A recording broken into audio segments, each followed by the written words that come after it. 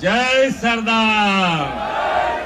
विश्व नेता ने अपना लोक लाडीला वडाप्रधान तथा एक भारत श्रेष्ठ भारतना प्रेरणा स्त्रोत श्री नरेन्द्रभाई मोदीना नेतृत्वમાં દેશભરમાં સરદાર સાહેબની 150મી જન્મ જયંતિ ભવ્ય ઉજવણીનું આયોજન થયું છે।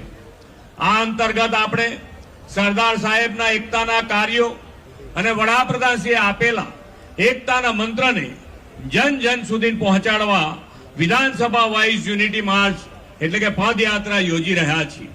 આ પદયાત્રામાં જોડાયેલા ઘાટલોડિયા વિધાનસભાના સૌ નાગરિકોને ખૂબ ખૂબ શુભકામનાઓ પાઠવું છું।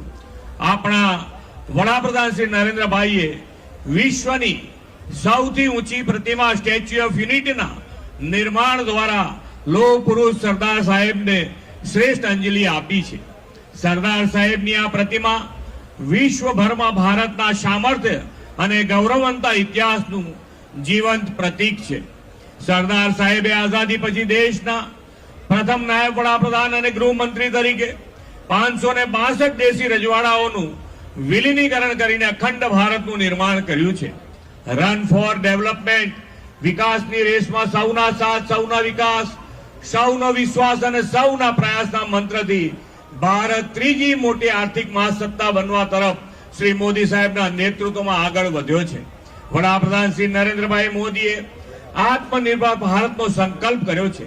આ માટે આપણે સૌએ એક થઈને સ્વદેશીનો મંત્ર અપનાવવાનો છે।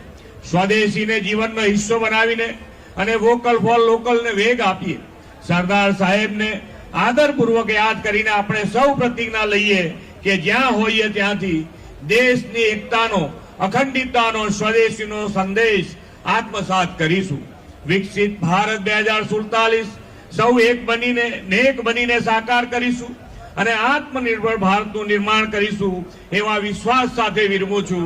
ભારત માતા કી જય, વંદે માતરમ, જય જય ગરવી ગુજરાત।